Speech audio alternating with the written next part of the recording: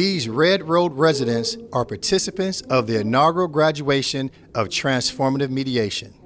This group trains San Quentin residents to be facilitators on conflict resolution, mediation, and team building skills.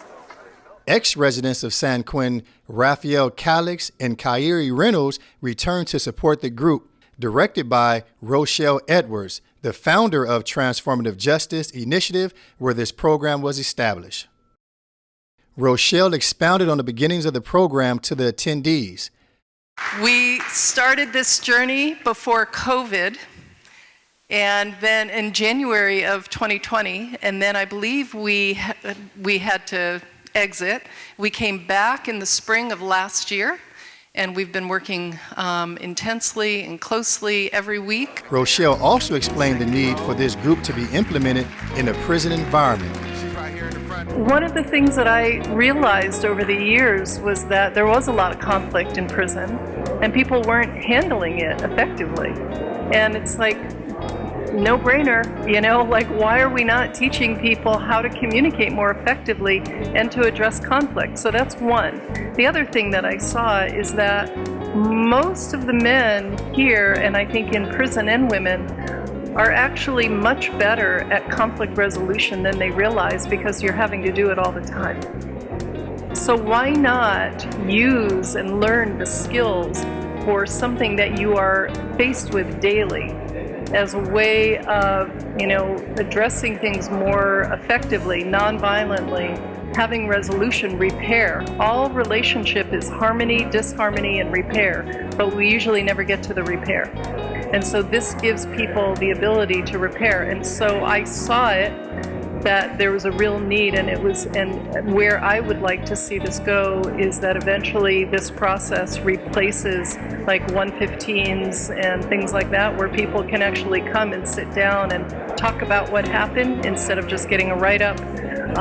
That it can be used anywhere there's conflict between cellies, at the workplace, teams, etc., etc. Some of the graduates expressed the benefits of what they learned in their personal lives. I'm using them on my kids right now. Just hearing what they're saying, that I'm not there, and just repeating it back to them, and it's working because they're like, "Dad, you actually hear me." So I'm using it on my kids. I believe active listening is the most important in the world because no one wants to hear what you got to say.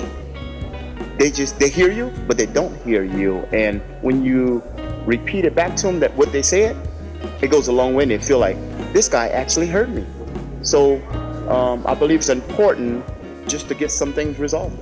Just hearing what somebody has to say.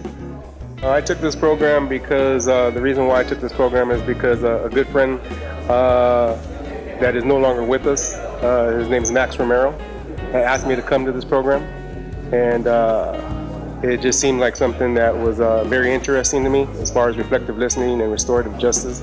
So that's the reason why I took it, and I'm so glad that I took it. The way I'm going to continue to go forward with these skills is when I talk with my sons and my other loved ones as well, when they have things that they're going through and unleashing onto me, I actively listen to them and let them know that I am listening, that I'm not just being in silence, but I am listening to what they're saying, and not really trying to solve their problems, but just try to hear them and hear where they're coming from.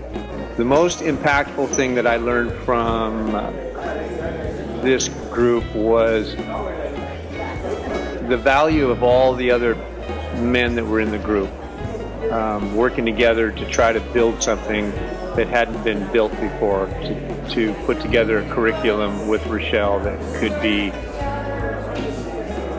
organized and be able to be implemented in the future to other people. Family and loved ones also spoke of the change they see in the graduates and the value of this program. I might cry just like some of you did, but this has been amazing listening to your stories. And Raphael, amazing listening to you and the transformation of your life and what took place inside of here to make you guys better human beings. It's just really touched a deep personal place today. To see your armor shed, I forget who said it, about I can just be real. I don't have to wear this hard armor on the outside. I can cry. And again, thinking of my brother, like he's a better person after 13 years. He's not the same man he was when he walked into jail. I couldn't tell him anything. He thought he knew everything. I used to always say, trouble is easy to get into and it's hard as hell to get out of. But now, today, I listen to him more. He have a lot to say to me. A couple of days ago, I unleashed a lot of stuff that was built up that I was dealing with, and he just said quiet. He said quiet, and quiet, and I got so frustrated because I understand why he was quiet. So I just want to say thank you, because now I have a better understanding of why he doesn't always just respond when I'm just unleashing all this stuff on him. So honestly, I'm sorry to you. This is my belief, that every single person on this planet has a song inside of them that only they can sing and that only they can write. And if it's medicine for you, somebody else needs this medicine. And this work is medicine. As we see here, transform lives, transform relationships. Reporting for the Media Center, this is Gregory Eskridge. There is a balm in Gilead to make the wounded whole.